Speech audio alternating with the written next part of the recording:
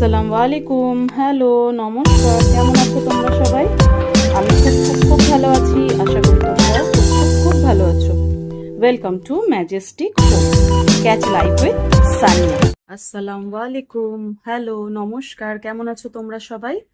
আমি খুব খুব খুব ভালো আছি। আশা করি তোমরাও খুব খুব খুব ভালো আছো। Welcome to Majestic home, catch life with Sania. আচ্ছা, এই যে আয়নাটা তোমাদের সাথে আজকে শেয়ার করছি, আয়নাটা আমি কিনেছি হোম সেন্টার থেকে, মিররটা। এটা জাস্ট একটা ডেকর আইটেম, ওয়াল ডেকর। তো অনেকদিন ধরেই কিনবো কিনবো করছিলাম। এটা আমি ঈদের আগে কিনেছি, তোমাদেরকে দেখানো হয়নি, তাই আজকে তোমাদের সাথে একটু শেয়ার করে নিলাম। এটার প্রাইস পড়েছে 999। আর সত্যিই সুন্দর, মানে এই জায়গাটাকে যেন একটা আলাদা লুক দিয়েছে এটা। তো আজকে এইটাই তোমাদের সাথে শেয়ার করার ছিল। আরো কটা জিনিস আমি কিনেছি, সেগুলো একটু ঝট করে তোমাদেরকে দেখিয়ে নি, কেমন? আর এই যে এটা দেখছো, এটাও কিন্তু আমি ঈদের আগে এই শেলফটাকে আনিয়েছিলাম। তো এইটা এইটা আমি মেলা থেকে কিনেছিলাম। এটা মনে হয় তোমাদের আগে আমি দেখিয়েছি। আর বাকিগুলো পুরনোই সব শেলফ আমার রাখা। এইগুলো আমি কিনেছিলাম হোম সেন্টার থেকে। এগুলো তখন 80% লেসে দিচ্ছিল। আর এইটাও কিন্তু আমি কিনেছি, ব্রেডটা অ্যামাজন থেকে। এগুলো সব আমি ঈদের আগে কিনেছিলাম, তোমাদের সাথে শেয়ার করা হয়নি। তো সেই কারণে আজকে এগুলো শেয়ার করলাম তোমাদের সাথে। আর এই যে পার্পেল কালারের যে ইয়েগুলো, বয়ামগুলো কিনেছিলাম, তো এগুলোতে তোমাদের আগেই বলেছিলাম যে তিনটেতে তিনখানা আমি ডাল রেখেছি। তো এই দেখো, এইভাবে এটাকে আমি ডেকর করেছি। এইভাবে ওপরের মশলার যে ডাব্বাগুলো আছে ওগুলো ওপরে করে দিয়েছি, তারপর তিনটে তোমার ক্যাপসিকাম বসিয়েছি, আর তার নিচে ওই বয়ামগুলো বসিয়েছি। আর ক্যাপসিকামগুলো কিন্তু আমি কিনে এনেছিলাম তোমাদের দিল্লির যে বাঞ্জারা মার্কেট আছে সেখান থেকে, কেমন? আচ্ছা, আরেকটা জিনিসও একটু দেখিয়ে দিই তোমাদের। এইটা আমি এবার ট্রেড ফেয়ার থেকে কিনেছিলাম। আর এই যে টিস্যু পেপার হোল্ডারটা দেখছো, এটা আমি নিউ মার্কেট থেকে কিনেছিলাম। এগুলো সবই ঈদের আগে কিনেছিলাম, যাতে ঈদের আগে একটু অন্যরকম কিছু দিয়ে ঘরটাকে সাজাতে পারি, সেই কারণে। তো চলো তাহলে এবার আস্তে আস্তে বাড়ি আজকের ভিডিওর দিকে। আজকে একটা নতুন রান্না তোমাদের সাথে শেয়ার করব। আজকে আমি বানাতে চলেছি পটল আলু পোস্ত। তো সেই কারণে পটলটা দেখো আমি এই সাইজের ছোট ছোট টুকরো করে নিয়েছি, আর আলুটাও মোটামুটি মাঝারি সাইজের টুকরো করে নিয়েছি, কেমন? এবার আমি কি করব, গ্যাসে বসিয়ে দিয়েছি কড়াই, আর গ্যাসও জ্বালিয়ে দিয়েছি। এবার এতে একটু তেল, সরি, তেল অ্যাড করে দেবো। আচ্ছা, আমি এই রান্নাটা সর্ষের তেলে করব, কেমন? কারণ পোস্ত দিয়ে কোনো রান্না সর্ষের তেলে বেশি ভালো লাগে খেতে। খুব বেশি তেল আমি অ্যাড করব না, মোটামুটি পোস্ত রান্নায় কিন্তু খুব বেশি তেল অ্যাড করার প্রয়োজন হয় না। তো আমি মোটামুটি তেল যতটুকু পরিমাণ, তোমরা পরিমাণটা মেপে দিও। আমি এখানে ওই 1.5 চামচের মতো তেল অ্যাড করেছি, ঠিক আছে? তেল আমার গরম হয়ে এসছে। এবার এতে আমি প্রথমে আলুগুলোকে ভেজে নেব। আলু আমি ছেড়ে দিয়েছি। এবার এটাকে হালকা করে ফ্রাই করে নেবো, খুব বেশি ফ্রাই করার দরকার নেই। অন্যদিকে দেখো, আমি কিছুটা পোস্ত নিয়েছি। এখানে আমি 25 গ্রাম পোস্ত নিয়েছি। নিয়ে এটাকে আমি অল্প জল দিয়ে ভিজিয়ে রেখেছি, ঠিক আছে? আর কিছুক্ষণ ভিজতে দেবো, আর অন্যদিকে আমি পটল আর আলুটাকে ভেজে নেব। দেখো, আলু কিন্তু ভাজা আমার হয়ে গেছে।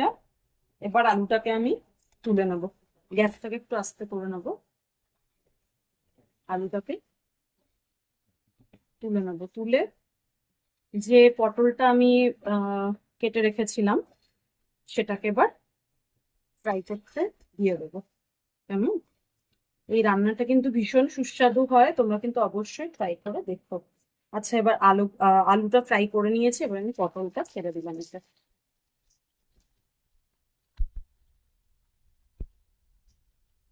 পটলটাকেও এবার আমি ফ্রাই করে নেবো। খুব বেশি ফ্রাই করার দরকার নেই, হালকা করে ফ্রাই করলেই হবে। আচ্ছা দেখো, এটা কিন্তু মোটামুটি ভিজে গেছে। তো আমি এটাকে এবার আর কিছু দেবো না, জাস্ট শুকনো করে আগে পিষে নেবো একটু, হ্যাঁ? দেখো এটাকে কিন্তু আধখাচড় করে আমি মানে পিষে নিয়েছি একবার। এবার এই লঙ্কাগুলোকে আমি, আমার কাছে লাল লঙ্কা ছিল বলে আমি লাল লঙ্কাগুলো এতে দিচ্ছি, এই লঙ্কাগুলোতে এতে দিয়ে দেবো। আর এতে দিয়ে দেবো কিছুটা কাজু বাদাম। এবার এটাকে আমি ভালো করে পেস্ট করে নেবো। পটলটা কিন্তু ফ্রাই করা আমার হয়ে গেছে। এবার এগুলোকে আমি তুলে নেবো। হালকা ফ্রাই করব, বেশি ফ্রাই করব না, যাতে সবুজ ভাবটা পটলে থাকে সেইভাবে এটাকে ফ্রাই করব।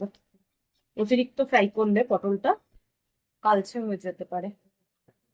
এবার তেলটা দেখছি আমি অনেকটাই কমে গেছে, তাই কি করব, আর একটু তেল কিন্তু এতে অ্যাড করে নেবো। সেটা অবশ্যই পরিমাণ মতো, অতিরিক্ত তেল কিন্তু এতে প্রয়োজন পড়ে না।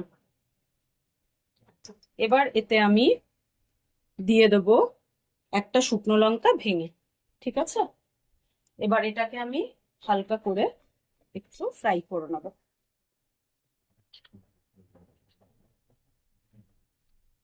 অন্যদিকে দেখো পেস্টটা আমি রেডি করে রেখেছিলাম। লঙ্কাটা একটু ভাজা ভাজা হয়ে গেলে এই পেস্টটা আমি এতে দিয়ে দেবো। আচ্ছা, তার আগে এতে আমি তেলেতেই একটু নুন অ্যাড করছি, আর অ্যাড করছি একটু জ্যাগারি পাউডার। যেহেতু আমি এখন সুগারটা একদমই বন্ধ করে দিয়েছি, সেই কারণে আমি জ্যাগারি পাউডারটা ইউজ করছি। আর একটু দেব এতে হলুদের গুঁড়ো। ঠিক আছে, এগুলো সব তেলেতেই আমরা দিয়ে দেবো। দিয়ে এটাকে একটুখানি নেড়ে নেবো।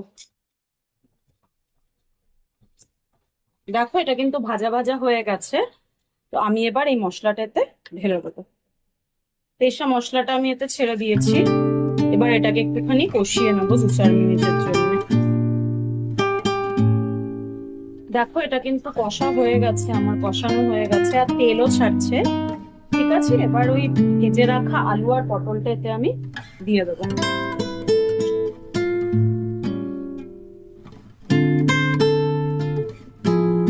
এটা অ্যাড করে দেওয়ার পরে মশলার সাথে এটাকে একটু ভাজা ভাজা করে ভালো করে মিলিয়ে নেবো।